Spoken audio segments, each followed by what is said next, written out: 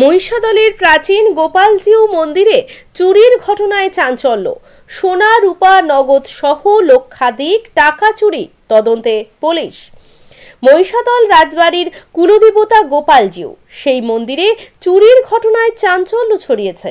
বুধবার ভোর নাগাদ চুরির ঘটনা নজরে আসে নিরাপত্তা রক্ষীর। প্রতিবেদনে প্রতিদিনের মতো মঙ্গলবার সন্ধ্যায় পূজার্চনার পর মন্দির বন্ধ করে পাশের রুমে ঘুমায় ব্রাহ্মণরা। গভীর রাতে গেটের শব্দ শুনে ছুটে আসে নিরাপত্তা রক্ষী। এসে দেখে ব্রাহ্মণদের রুম বাহির থেকে শিকল দেওয়া।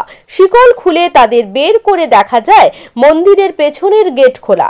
মন্দিরে থাকা সোনা রূপার গয়না এবং প্রণামী বাক্স থেকে চুরি যায়।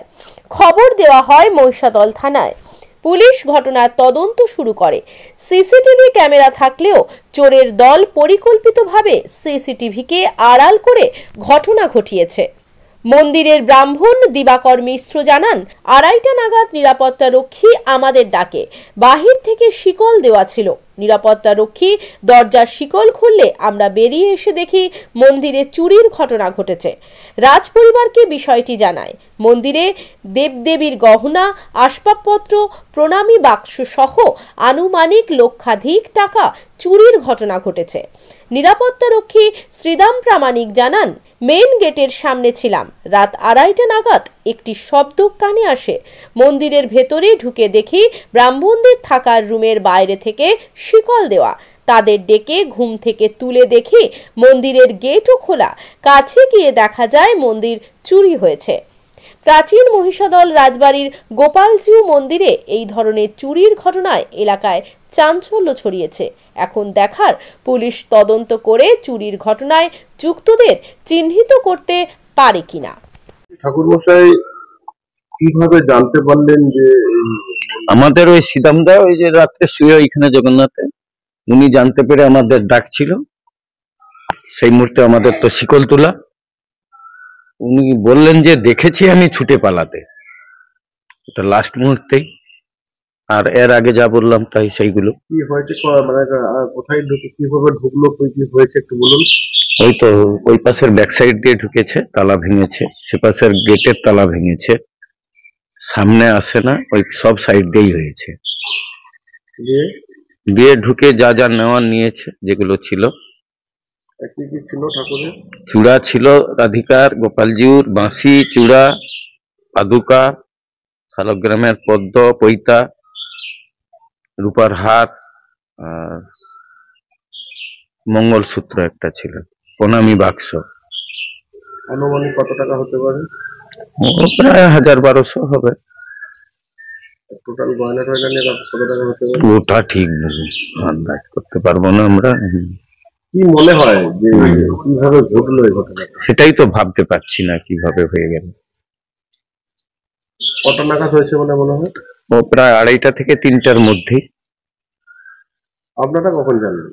আমি জানলাম ও প্রায় ওই 20 মিনিটও আগে, 3টে বাজতে 20 মিনিট বাকি। কিভাবে জানতে পারলেন? ওই যে উনি ডাকাডাকি করলেন, আমরা বেরোনোর চেষ্টা করলাম, শিকল তুলে দিয়েছে বার থেকে। আমার নাম দিবাকর মিশ্র। কি করেন? গোপালজির পূজা করি। যখন শব্দটা হয় উঠে পড়ছি, উঠে ঘড়ি দেখলাম 3টা। আমি ভাবছি এনারা হয়তো ভুলে দরজা ফরজা খুলে ফেলছে, ঘড়ি তো নেই। যাই হোক 10-15 মিনিট বাকি আছে। উঠে যখন শব্দ বাজছে তখন দৌড়ে চলে আসছে। দেখি না একজন বেরিয়ে যাচ্ছে, একটা সাদা গেঞ্জি আছে আর এই বারমুন্ডা পরা। এখন ইনারকে টাকাই তোমরা উঠে পড়বো, আমরা উঠো উঠো চিলাইতো না। এনারা যা উঠছে দেখে না দরজার বাইরে সব শিকল লাগা। আবার দৌড়ে যায়, শিকল খুললাম, তখন ওরা নাই, দরজাটা খোলা হয়েছে। শব্দটা খুব জোর। আমি ভাবছি হয়তো ভুলে এরা খুলতেও পারে, টাইম তো আসেনি। আমি ভোরবেলা হলে ডেকে দেই, ভোর 4টার সময় ঝাঁঝ বাজানো হয়, সেইভাবে আমি উঠে পড়ছি, দৌড়ে চলে আসছি। তার আগে 12টার সময় উঠছি, কোনো সাড়া নেই, এ নেই। তো ওই যখন শব্দটা পেয়েছি তখন আমি উঠে দৌড়ে চলে আসছি। দেখি না একজন বেরিয়ে চলে যাবে, দরজার শব্দটা খুব জোর পেয়ে হুড়হাড় করে একটা দরজার খোলা আছে। এখন ওই বলতে যে আরে সবরা উঠে পড়ো, আমরা উঠে পড়ো, চোর আসছে। তখন চলেইছে। ইনারা যখন উঠে পড়ে দরজা লাগায় তখন বাদ দিয়ে সব লাগানো।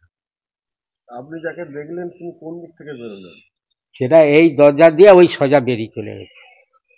আমাদের খিড়কিতে দরজা আছে, ওইটা দিয়ে বেরিয়ে চলে গেছে। বাইরেও তো তালা লাগানো থাকে। বাইরের তালা খুলে দিচ্ছে, খুলে সব ফেলে দিচ্ছে। আর ভিতরের এপাশে দুটো তালা, সেটাও খুলে নেই, তালাও নেই। আপনাদের কি কাউকে সন্দেহ হয়?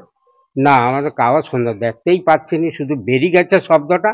এখনই ভাবছি চোর। আমি হলে উঠো উঠো, সব চোর আসছে। তখন ইনারা দৌড়ে উঠে পড়ছে, উঠে পড়ে দরজা দেখে না বাইরে লাগানো। আবার এসে দরজা শিকল খুলে দিতে না, সব বাড়ি পড়লো। বাড়ি পড়ার পর তখন বিজ্ঞাপনের চমক নয়, আছে আগামী দিনের প্রতিশ্রুতি, মানে কর ফ্যাশন। ছেলেদের যাবতীয় নিত্য নতুন পোশাকের বিপুল সম্ভার নিয়ে নবরূপে সজ্জিত কর ফ্যাশন। বিশেষ করে মনে রাখবেন, আমাদের নতুন সংযোজন ছোট ছেলেদের পোশাকের বিপুল সম্ভার। আমাদের ঠিকানা ময়না রবিবারের বাজার। আমাদের আরেকটি শাখা বলাইপন্ডা বাজার, চৌরাস্তার দক্ষিণে ময়না। মনের মতন পোশাক মানেই কর ফ্যাশন। নিজের বাড়ি মানেই মাথার উপর নিশ্চিন্ত ছাদ। ছাদকে রক্ষা করুন রোদ বৃষ্টির যাবতীয় প্রকোপ থেকে। আপনার বাড়ি নতুন হোক বা পুরনো, পেন ডক্টর লিগ গার্ড ভ্যাকসিন, যা প্রিমিয়াম ওয়াটারপ্রুফিং সার্ভিসের মাধ্যমে বহু বছর সুরক্ষিত রাখে আপনার ছাদকে। বিশদে জানতে এখনই ফোন করুন। বন্ধ্যাত্ব কোনো অভিশাপ নয়, এটি চিকিৎসার মাধ্যমে নিরাময় সম্ভব। পূর্ব মেদিনীপুরের সর্বপ্রথম টেস্ট টিউব বেবি সেন্টার এখন তমলুকে। যোগাযোগের ঠিকানা উত্তরায়ণ ইনফার্টিলিটি ক্লিনিক প্রাইভেট লিমিটেড, প্রদূত বসান তমলুক, আদি মোহিনী মোহন কান্দিলালের পাশের গলিতে। যোগাযোগ 9679225556। বিজ্ঞাপন দেওয়ার জন্য যোগাযোগ করুন স্টুডিও কল্যাণী, ভোগলাবাড়ি, ময়না, পূর্ব মেদিনীপুর। নতুবা ফোন করুন যাদব বেরা 9800303017।